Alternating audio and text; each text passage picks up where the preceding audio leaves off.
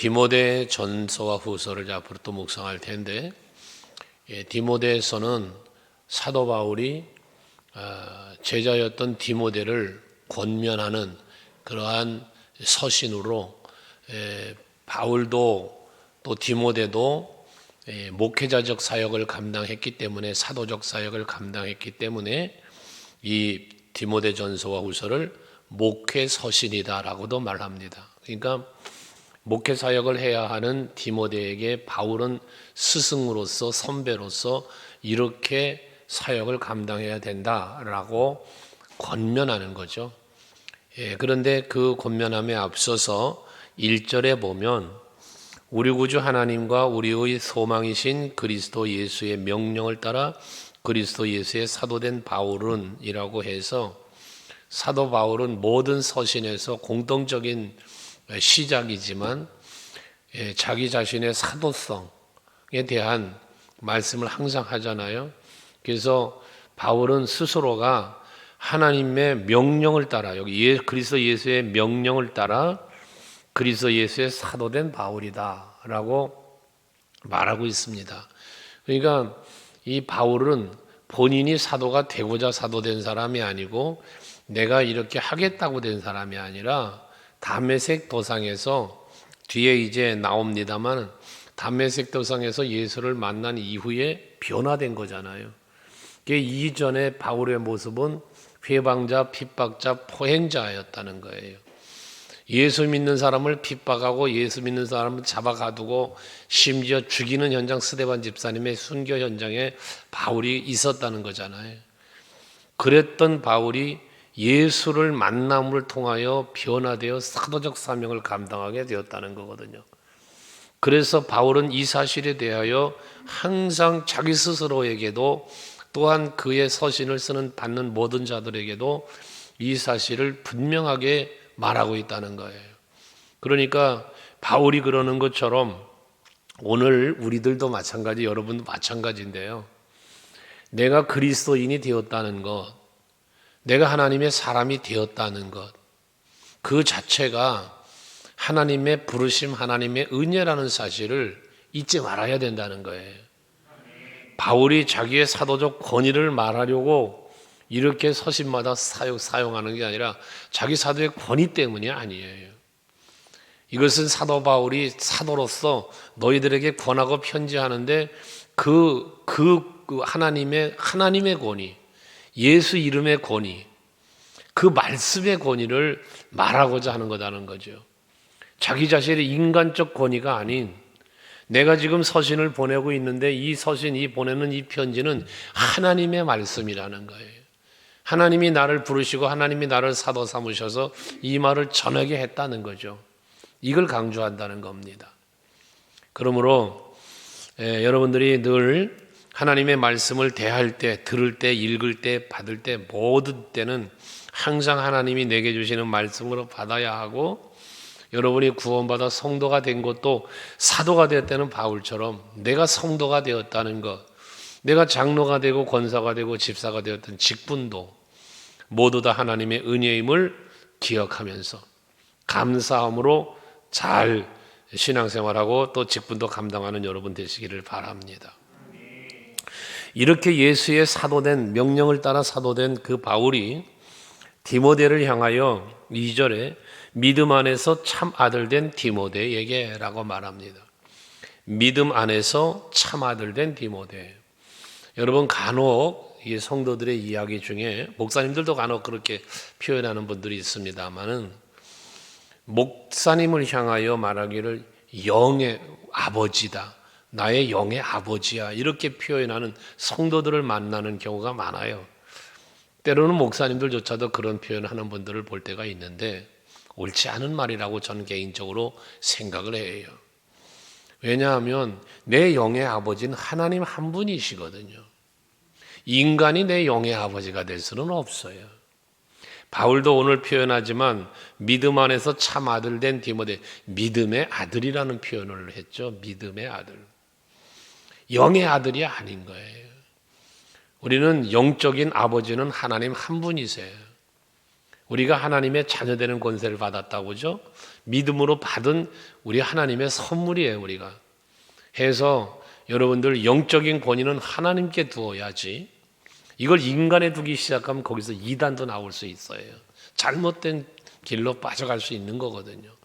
그래서 여러분들이 주의 종을 높이고 존경하는 마음에서 표현한다면 영의 아버지가 아니라 믿음의 아버지 정도, 믿음의 선배 뭐 등등으로 표현할 수 있겠죠. 바울은 지금 디모데를 향하여 믿음 안에서 아들 되었다라고 믿음의 아들로 표현한다는 거예요. 그러면서 디모데에게 첫 번째 축복과 권면이 뭐냐? 하나님 아버지와 그리스도 예수 우리 주로부터 은혜와 긍휼과 평강이 내게 있을지어다라는 축복의 메시지를 선포하는데, 이게 뭐냐면 바울이 하나님의 예수의 긍휼과 은혜로 말미암아 사도가 되어 하나님의 주신 이 사명을 감당하고 있는 것처럼 그 긍휼과 그 은혜와 그 평강이 디모데 너에게도 있기를 원한다라는 거예요. 여러분들이 여러분 자녀를 축복하시고자 할 때는 내가 받은, 내게 임한 하나님의 긍휼과 내게 임한 하나님의 은혜와 평강이 내게 임한 것처럼 내 아이들에게도 임하기를 축복하는 것 매우 중요한 거예요. 아브라함에게 임하신 하나님의 언약이 이삭에게로 축복하며 가지 않습니까? 이삭이 에서와 야곱이 있는데 야곱에게로 그 언약의 계보를 축복하며 이어가잖아요. 마찬가지인 거예요. 여러분들이 여러분들의 자녀를 놓고 축복 기도할 수 있어야 돼요. 그 축복의 기도의 핵심은 뭐가 돼야 돼요? 내게 임한 하나님의 은혜, 내게 임한 하나님의 긍휼, 내게 부어주신 복과 모든 언약이 내 아이들에게, 내 아들에게, 내 딸에게 임하여 주시기를 기도해야 된다는 거죠. 이게 진정 자녀를 위한 축복이에요. 돈 잘 벌게 해주세요. 학교 성적 잘 나오게 해주세요. 여러분, 그건 육에 속한 정욕의 기도예요. 야고보서 4장에서 분명하게 말씀하죠. 너희가 얻지 못하면 구하지 않았기 때문이고, 너희가 구하였지만 얻지 못하면, 너희가 구하였지만 얻지 못하면, 왜? 세상적으로 정욕적으로 잘못 쓰려고 구했다는 거예요. 그러므로 여러분들 하나님 앞에서 자녀를 위하여 축복하며 기도할 때 이 바울이 디모데, 믿음 안에서 참 아들 된 디모데를 축복하는 것처럼 오늘 2절에 나와 있는 이 축복의 메시지가 여러분들에게 자녀를 위한 축복의 메시지가 될 수 있기를 바라는 거예요. 그러면서 3절에 보면 내가 마게도냐로 갈 때에 너를 권하여 에베소에 머물라 한 것은 이라고 말을 해요. 그러니까 이제 바울이 마게도냐 지역으로 복음을 전하러 가는 거예요. 가는데 이 에베소 지역에 남겨놓아야, 누군가를 두어야 되겠는데 누굴 둘까? 디모데 너 있어라 그랬다는 거거든요. 이것은 물론 이제 그 뒤에 이제 디모데가 해야 될 일을 말하는데, 에베소 교회를 맡길 만한 사람이 누구냐? 디모데였다는 거예요. 앞에서 우리가 묵상 중에 이밖에 없었으니 디도를 향하여 보내는데 데살로니가 교회에 이 사람을 보내는데 이밖에 없었다. 바울이 그런 표현했잖아요. 디도를 향하여.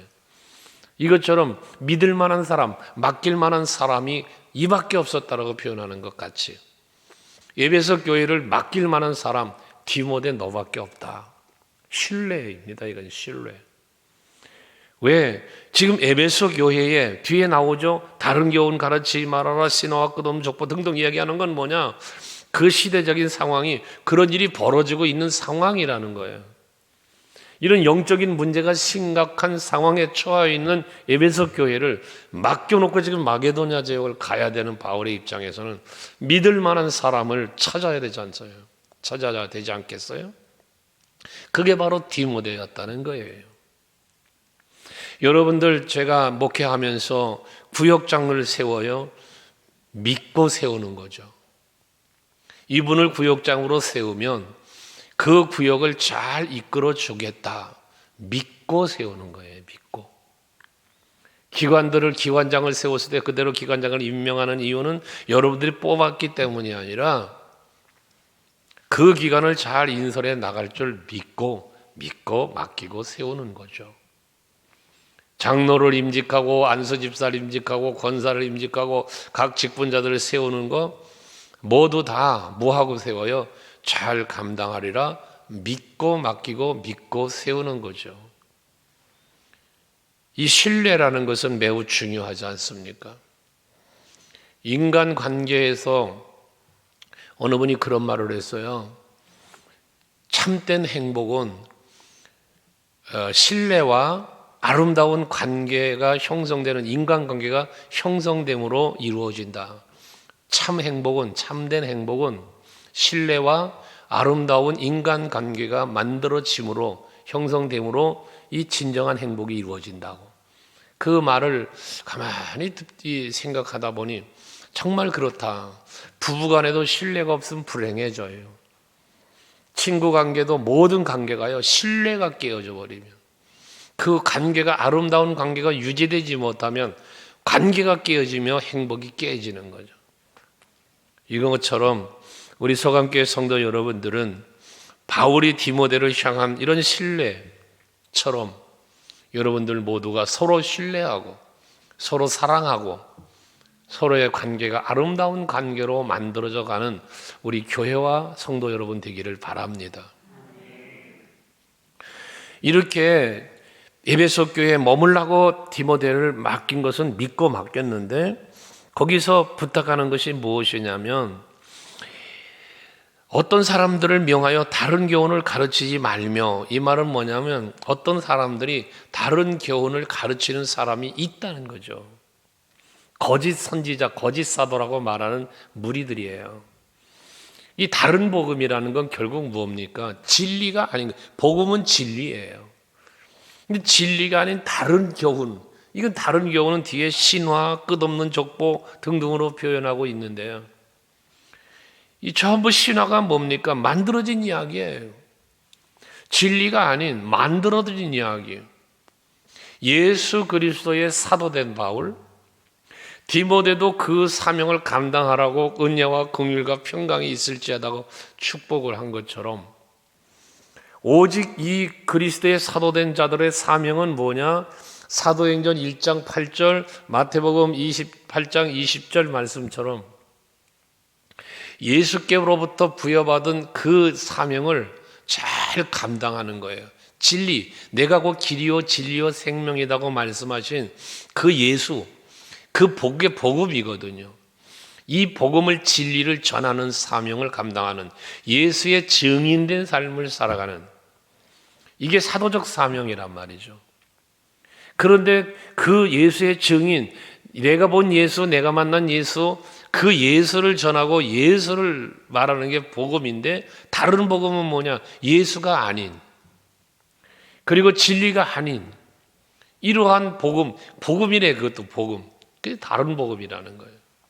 우리가 흔히 요즘 접할 수 있는 이단들, 구원파, 뭐 하나님의 교회, 안식일교, 이런 모든 것들은 다 다른 복음이에요. 다른 복음.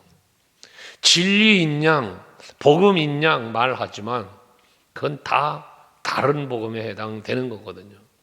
그리고 신화와 같은 거예요. 신화가 뭡니까? 만들어낸 이야기예요.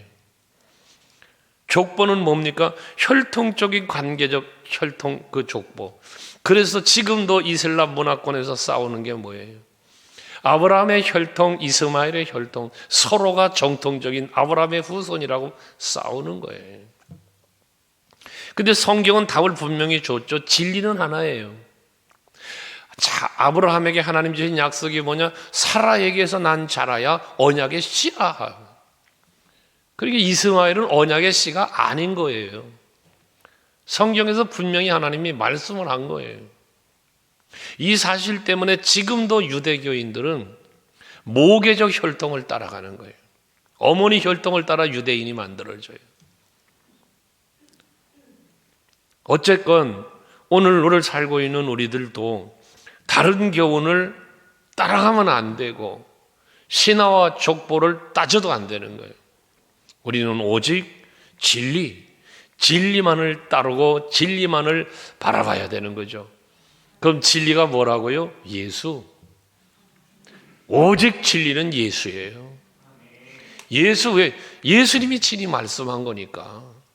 내가 곧 길이요 진리요 생명이니 나로 말미암지 않고는 아버지께로 올 자가 없다. 여기 나로 말미암지 않고라는 이 말씀의 의미가 뭐예요? 진리는 오직 예수 하나라는 거예요.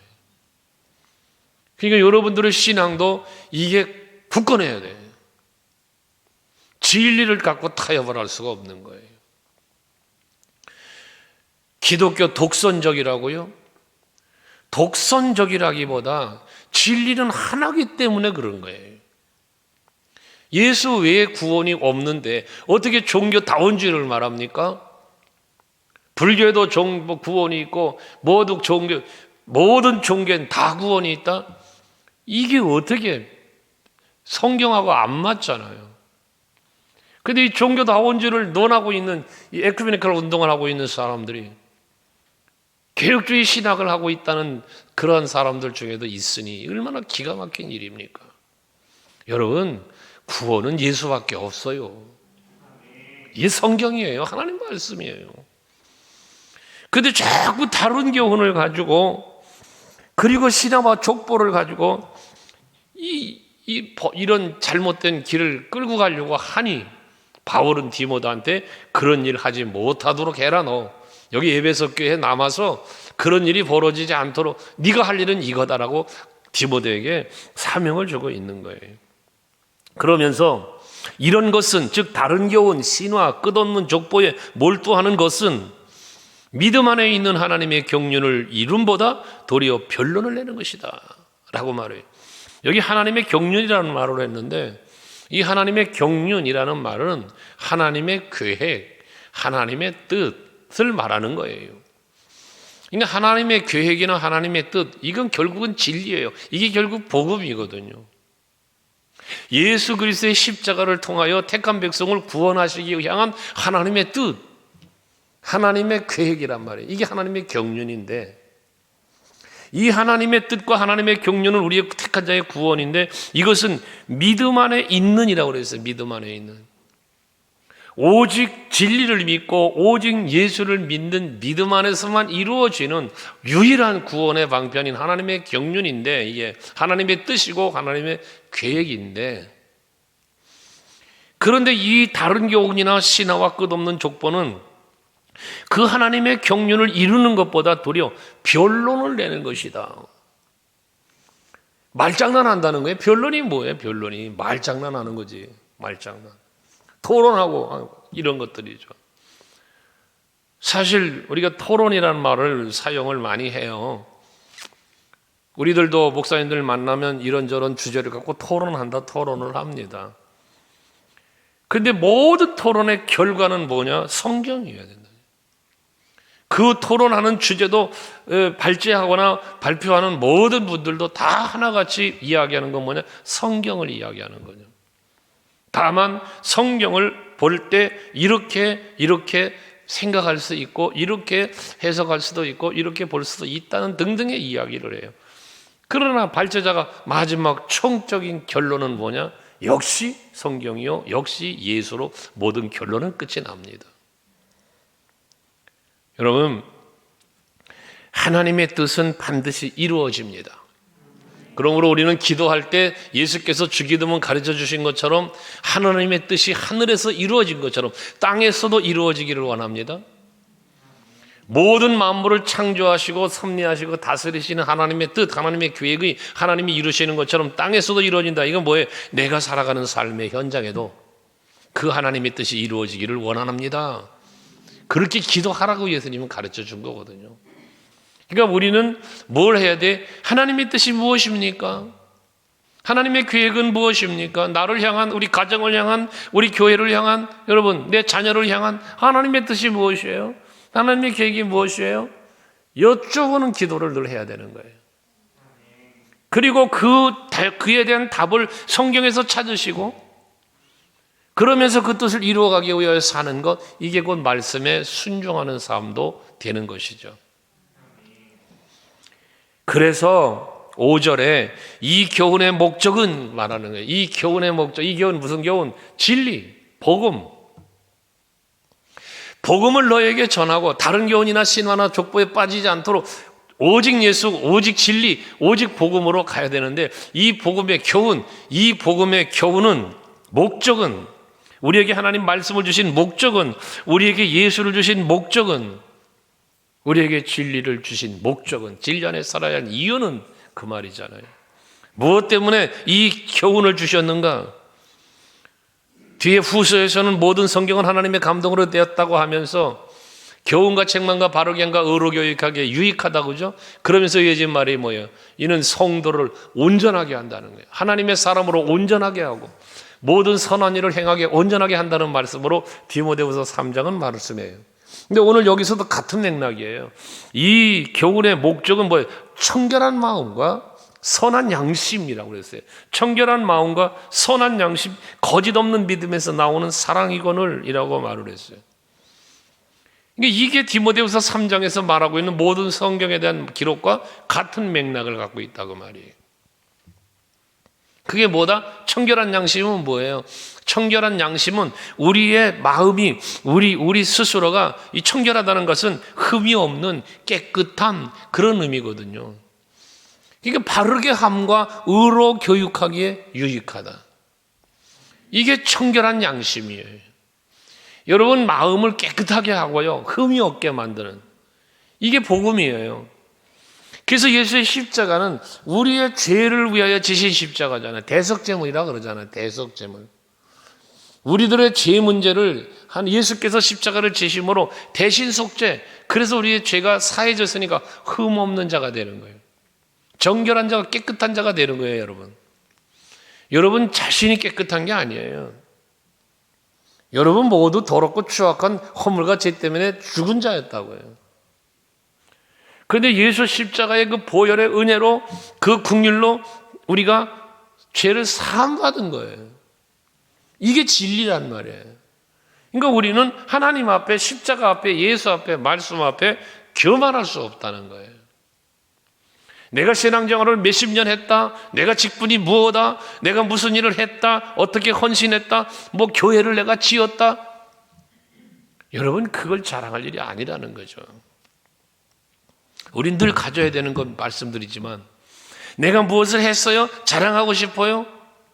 그걸 할 수 있게 하신 이가 예수라는 사실을. 내가 나된 것은 하나님의 은혜로 되었다는 바울의 고백. 내가 사도들보다 더 많은 일을 했대요, 바울이. 얼마나 자랑할 만한 거예요. 사도들보다 더 많은 일. 사실이 그렇잖아요. 성경의 기록을 봐도 정말 바울이 얼마나 많은 일을 했어요. 얼마나 많은 서신을 썼으며 얼마나 많은 복음을 전했고 얼마나 많은 교회를 세웠고 얼마나 많은 사람들을 구원의 길로 인도했습니까, 바울이. 이방인들까지요. 하지만 그 많은 일을 했는데 사도들보다 더 많은 일을 했지만 이 모든 건 내가 나된 것은 하나님의 은혜로 되었다는 거예요. 이게 바울의 고백 아닙니까? 그죠? 근데 여러분에게도 그 고백이 있어야 된다는 거예요. 그 고백이. 어쨌든 하나님께서 진리, 복음을 주신 목적은 청결한 마음, 깨끗하고 또 흠이 없는 이러한 마음을 우리에게 갖게 하고 그 다음에 선한 양심이라고 했는데 이 선한 양심이라는 것은 뭐냐면 이 마음의 생각을 말하는 게 아니라 이 선한 양심의 본질적인 의미는 뭐냐면 선을 이루는 삶이에요. 행위. 이를 말하는 거예요. 그러면 선을 행하는 게 뭐냐? 하나님의 말씀에 순종을 하는 거거든요. 우리는 선을 찾으라. 우리 지난번 말씀 묵상하기 전에 우리는 하나님은 우리에게 선을 찾기를 원해. 하나님을 찾기를 원해. 하나님을 따라 살기를 원하는 거예요. 새벽에 우리 아모스 선지자를 통해서 주신 말씀을 묵상 중에 한 말씀이지만 하나님이 우리에게 요구하십니다 말이에요. 크게. 그러니까 여러분들이 가져야 할 마음은 청결한 마음, 그리고 내가 살아가는 삶의 행위는 선한 행위. 선한 행위는 결과적으로 하나님의 뜻대로 사는 것, 하나님의 말씀대로 순종하는 것, 이게 선이니까 그런 여러분들이 되어야 된다는 거예요. 그러라고 말씀 주셨다는 거예요. 그러라고 이 복음을 주셨다는 거예요. 그러면서 한 가지 더, 거짓이 없는 믿음에서 나오는 사랑이거늘 그래요. 거짓이 없는 믿음.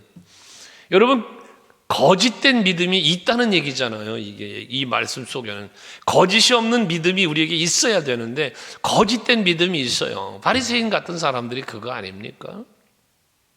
여러분은 어떠십니까? 여러분들 스스로는 거짓 없는 믿음을 소유했나요? 아니면 거짓스러운 믿음이 여러분에게 있지는 않은가 말입니다.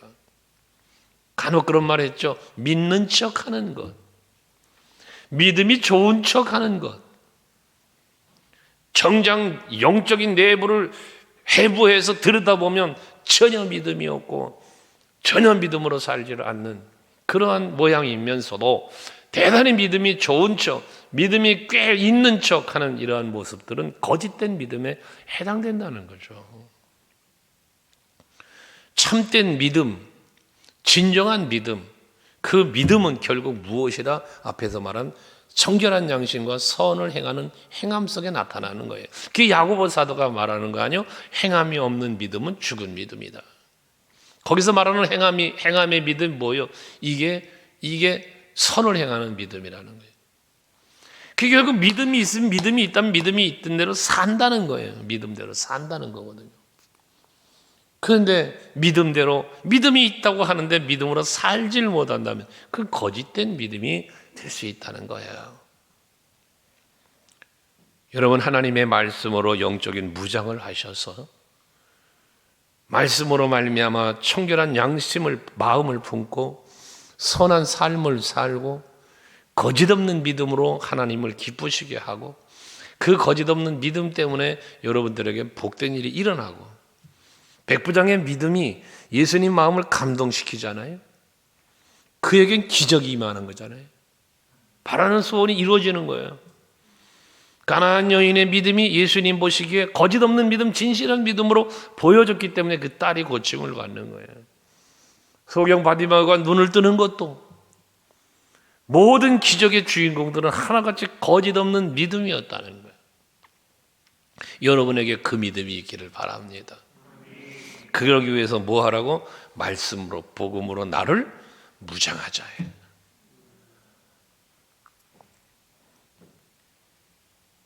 이 교훈은, 그 복음은, 참된 복음은, 하나님의 경륜은 이런 것인데 사람들이 6절에 보니까 이에서 벗어나 헛된 말에 빠져. 사람들이 이에서 벗어났다. 복음에서, 말씀에서 벗어났다는 거예요. 왜 벗어나요? 다른 교훈과 신화와 끝없는 족보에 몰두했다. 거기에 빠져버리는 거예요. 악인의 꾀에 넘어가는 거예요. 그러니까 죄인의 길을 걸어가게 돼 있는 거예요. 여러분, 죄가 뭐라고 그랬어요? 죄는 방향이 잘못 가는 것, 빗나간 것이라고 그랬잖아요.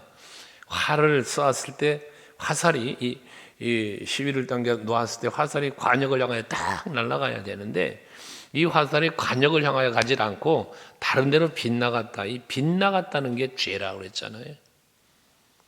그러니까 이 사람들이 이에서 벗어났다. 이에 벗어났다. 복음에서 벗어났다. 청결한 마음에서 벗어났어. 선한 양심에서 벗어났어. 진실한 믿으면 거짓된 믿음으로 갔어. 이게 벗어난 거예요. 그럼 이제 이 벗어난 데서 뭐해? 돌아와야지. 잘못된 방향으로부터 돌이키는 게 회개라고 그랬죠? 방향을 바꾼다. 이게 회개란 말이에요, 회개. 내가 무엇을 향하여 가고 있는가? 향방 없는 자 같이 어디로 가야 할지를 모르고 방황하는 삶이 아니라 여러분 신앙생활은 분명한 방향이 설정되어야 돼요. 방향이. 바울은 빌립보서 3장에서 내가 표대를 향하여 나아가노라. 표대를 향하여. 부름의 상을 향하여. 디모데 뒤에 후서에는 의의 면류관을 향하여. 방향이 분명해서 방향이. 여러분 하루를 살아도 내가 무엇을 향하여 무엇을 위하여 이 하루를 살고 있는가? 여러분이 무슨 일을 해도 예배를 드려도 내 방향이 어디냐고요? 방향이 무엇이냐고 말이요.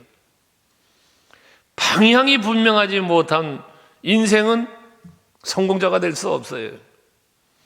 방향이 분명하지 못한 신앙생활도 올바른 신앙생활을 할 수가 없어요. 여러분의 방향을 분명하게 잡을 수 있기를 바랍니다. 이 방향은 무엇이냐 그러면 중심이에요. 중심. 항상 여러분들의 신앙생활에 분명한 중심을 가져야 되는데 그게 뭐다? 하나님 중심, 말씀 중심, 교회 중심이라는 거예요. 이게 개혁주의 3대 신앙이라고 표현하는 건데요. 이 중심의 축이 무너져 내리기를 시작하면 신앙생활을 올바로 할 수가 없어요. 열매도 없어요. 가지가 이 원줄기에 붙어 있어야 양분도 공급받고 그래서 꽃도 피고 열매도 맺는 거지. 이 가지가 이 줄기에 붙었다, 예를 들어 저 줄기에 붙었다 돌아다니면 여러분 그 가지에는 절대 열매 안 맺어요. 어떤 줄기에든지 접붙임을 당했더라도 그 줄기에 붙어 있어야 열매가 맺어지는 거죠. 중심이 분명해야 된다. 중심이. 여러분 신앙생활 정말 하나님 중심, 말씀 중심, 교회 중심의 신앙생활 할 수 있는 여러분 되시기를 바랍니다. 그래야 여러분들이 열매가 있어 열매를 갖고 하나님 앞에 설 수 있는 거예요. 예수께서 열매를 찾으시잖아요. 열매가 없는 무화과 나무는 저주하셨잖아요. 여러분 정말 복음에서부터 예수로부터 벗어나지 말고 헛된 말에 빠졌다는데 헛된 말에 유혹에 빠진 거 아닙니까? 결국 앞에서 말한 다른 교훈, 신화, 끝없는 족보 거기 빠진 거예요. 복음에서 벗어나서 거기서 벗어나서 그러고서 뭐해? 그렇게 잘못된 대로 빠졌는데 말씀의 복음에서 벗어나서 다른 곳에 빠졌는데 7절에 보면 율법의 선생이 되려 하나. 지금 복음이 아닌 다른 교훈으로 신화와 족보에 몰두해서 그리 빠져버렸는데 복음에서 벗어나서 빠져버려 놓고는 그러면서 뭐가 된다? 율법의 선생이 되려고 한다 라는 거거든요. 이게 얼마나 웃기는 이야기입니까? 여러분 제가 왜 여러분들에게 성경을 자꾸 읽어라 통독 카드까지 준비하면서 여러분들에게 자꾸 읽게 하느냐. 성경을 읽지 않고 성경을 모르고 여러분들이 신앙생활 자신도 바라게 할 수 없을 뿐더러 누군가를 이끌어 줄 수도 없어요. 구역장님들 성경 1년에 1독이 아니라 2독, 3독 하셔야 되고요. 아이들을 가르치는 교사들 여러분 성경 읽어야 돼요. 성경을 모르고 뭐 할 거예요? 뭘 가르칠 거예요? 뭘 전할 거예요? 성경을 모르는데. 만나서 세상 얘기해요? 정치 얘기합니까? 아니잖아요.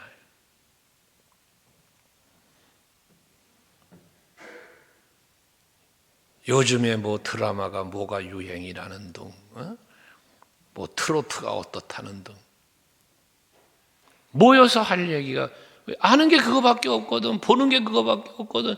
그러면 그렇게 되는 거예요. 사람은 자기가 늘 생각하는 걸 말하게 돼 있어요. 여러분이 예수를 생각하면 예수 이야기가 나와야 돼요. 그게 그리스도인 아니겠습니까? 근데 이들은 지금 다른 교훈에 신화에 족보에 몰두하고 있으면서도 율법 선생이 되겠다는 거예요. 율법 선생이. 이게 얼마나 웃기는 이야기냐고요. 여러분들이 정말 영적인 리더자로 세움을 입고 영적인 리더자로 살아가기를 원한다면 영적인 준비가 되어 있어야 되는 거예요. 영적인 준비가. 여러분 우리가 교제한다는 표현하죠. 교제. 하나님과 교제한다. 예수와 교제한다. 성령과 교제한다. 성도 간에 교제한다 할 때 교제는 하나됨이에요. 하나됨. 근데 교제의 핵심이 말씀, 교제의 핵심이 진리, 예수가 아닌 모든 교제는 주 안에서의 교제가 아닌 거예요. 그냥 세상 교제인 거예요. 여러분들의 모든 모임이 구역이 모이든 교회에서 여러분들이 모이든 그리스도인의 모임은 적어도 예수의 이름을 걸고 모이는 모임은 주제가 예수여야 돼요. 거기서 벗어나면 안 되는 거예요. 그 7절에 선생이 되려고 하는데 율법 선생이 되려고 하는데 자기가 말하는 것이나 자기가 확증하는 것도 깨닫지 못하는 거다. 자기도 깨닫지 못하고 말한다는 거예요. 율법 선생이 율법을 깨닫지도 못하고 복음을 깨닫지도 못하고 그리고 율법 선생처럼 얘기하려고 한다는 거죠. 이게 얼마나 거짓스러운 겁니까? 그냥 단순히 성경 퀴즈, 뭐 성경에 뭐 예를 들어 뭐 아브라함의 아들이 누구냐, 뭐 이런 퀴즈 맞춘 그게 성경 지식이냐? 아니요, 아닙니다. 올바른 말씀의 지식은 예수를 바르게 아는 거고요, 진리를 바르게 아는 거예요. 그걸 아는 사람은 또 삶이 바뀌고요. 그래서 8절은 그러는 게, 그러나 율법은 사람이 그것을 적법하게만 쓰면 선한 것임을 우리는 안다. 율법은 사람이 적법하게 쓰면, 적법하게 쓴다는 게 뭐예요? 율법에 맞게 사는 게 적법한 거죠. 그럼 선한 것이라는 게, 안다는 거예요, 그거를. 그런데 알 것은 이것이니 하면서 뒤에 이하에 말하는 게 뭐냐면, 율법은 옳은 사람을 위하여 세운 게 아니고, 그러니까 선하고 올바르게 사는 사람 때문에 이 율법을 만든 게 아니고요, 불법한 자, 복종하지 아니하는 자, 경건하지 않은 자, 죄인과 거룩하지 아니한 자, 망령된 자, 아버지 죽이는 자, 어머니 죽이는 자, 살인자, 뭐 뒤에 계속 음행하는 자, 남색하는 자, 인신매매하는 자, 거짓말하는 자, 거짓맹세하는 자, 기타 바른 교훈을 거스른 자라 그랬어요. 그러니까 올바른 교훈, 복음, 진리를 거스르는 사람들 때문에 이 율법이 주어졌다는 이야기죠. 그래서 모든 성경은 하나님의 감동으로 기록된 것으로 뭐해? 바르게 함과, 바르게 함다는 건 뭐예요? 바르지 않았다는 거잖아요. 바르지 않은 것을 바르게 하려고 말씀이 주어졌다는 거예요. 의로 교육하게, 지금 불의 속에 있는 우리를 의로 끌어오기 위한 게 뭐냐? 성경이라는 거예요. 그래서 이 바르게 하기 위해서 의로, 불의에서 의로 전환시키기 위해서 뭐한다? 교훈과 책망과, 이게 말씀으로 주어져서 결국 하나님의 사람으로 온전하게 만드는, 이게 이 교훈의 목적이라는 거예요. 복음의 목적이라는 거예요. 그래서 죄악으로부터는 떠나도록, 또 하나님의 뜻, 하나님의 말씀, 앞에 말한 하나님의 경륜을 따르도록 만드시려고 하나님은 우리에게 이 율법과 복음을 주셨다는 거거든요. 그러므로 여러분들이 이 하나님의 말씀을 대할 때는, 하나님이 이 말씀을 나에게 주신 목적이 이런 거란 사실을 좀 알고, 그러니까 말씀을 뭐 해야 돼? 우리 신비에 새긴다는 말하는 거예요. 신비에 새긴다. 말씀을 들으면서 옷을 찢는 게 아니라 너희 마음을 찢으라고 하잖아요. 금식하며 옷을 찢으며 하는 것보다 내 마음을 찢어라. 마음을 찢어라. 이게 말씀이 우리에게 요구하는, 하나님께서 우리에게 말씀을 주신 이 하나님의 경륜, 그 뜻이 여기에 있다는 거예요. 그러므로 여러분들 항상 청결한 양심, 앞에 말한 또 선한 양심, 청결한 마음과 선한 양심, 거짓 없는 믿음, 요거 잘 지키려고 힘쓰는 여러분들이 되시고요. 그러면서 11절에 그랬어요. 이 교훈은 내게 맡기신 바 복되신 하나님의 영광의 복음을 따릅니다 그랬어요. 그러니까 하나님의 말씀은 하나님의 영광의 복음이라 그랬어요. 그게 말씀을 통하여 여러분들이 변화가 되고 잘못되었던 자가 올바르게 살아가는, 앞에서 말했던 것처럼 불법한 자가 법을 지키고 복종하지 않던 자가 복종하게 되어지고 경건치 않았던 자가 경건해지고, 이런 변화, 이 변화를 이룸을 통해서 뭐 하는 거예요? 하나님 영광 받으시는 거예요. 그래서 하나님의 말씀 안에는 뭐가 있다? 하나님의 영광이 나타난다. 뭘로? 말씀으로 살아가는 우리들의 삶 속에서. 여러분이 말씀대로 살 때 하나님은 영광을 받으시는 거예요. 근데 어떻게 말씀으로 산다? 믿음이 있어야 그게 말씀대로 살게 되고, 또 예수님 말씀처럼 계명 하나님의 말씀을 순종하는 게 사랑 때문에 순종한다고 했으니 사랑할 때 말씀대로 살고, 여러분의 믿음을 보시고 영광 받으시고, 여러분의 사랑하는 중심을 보시고 또 하나님 영광 받으시고, 스데반 집사님이 그 죽음 가운데서도 하늘의 소망을 바라보며 하늘을 우러러 그 바라보는 스데반의 소망, 믿음과 소망, 이게 영광 받으시는 거 아니에요? 여러분들의 생각이나 여러분들의 입술의 모든 말, 여러분들의 모든 삶의 행위가 복음에 합당하게 사시고 그 아름다운 신앙의 모습이 하나님께 영광이 되어지는 여러분 모두 되시기를 바랍니다. 거기에 하나님의 은혜가 있고 또 하나님의 긍휼이 있고 하나님이 주시는 평강도 임하는 거니까요. 그 모든 것을 받아 누리는, 하나님께 영광 돌리고 그래서 그에 합당한 은혜와 긍휼과 평강을 누리는 여러분 모두 되시기를 주의 이름으로 축원합니다. 우리 기도합시다. 오늘 말씀 생각하시면서 여러분들에게도 이 진리의 말씀이 주었으니 나에게도 하나님이 요구하는 게 있잖아요. 그 뜻을 잘 찾고 거기에 합당하게 살게 해달라고 우리 다 같이 합심해서 기도하겠습니다. 기도합니다.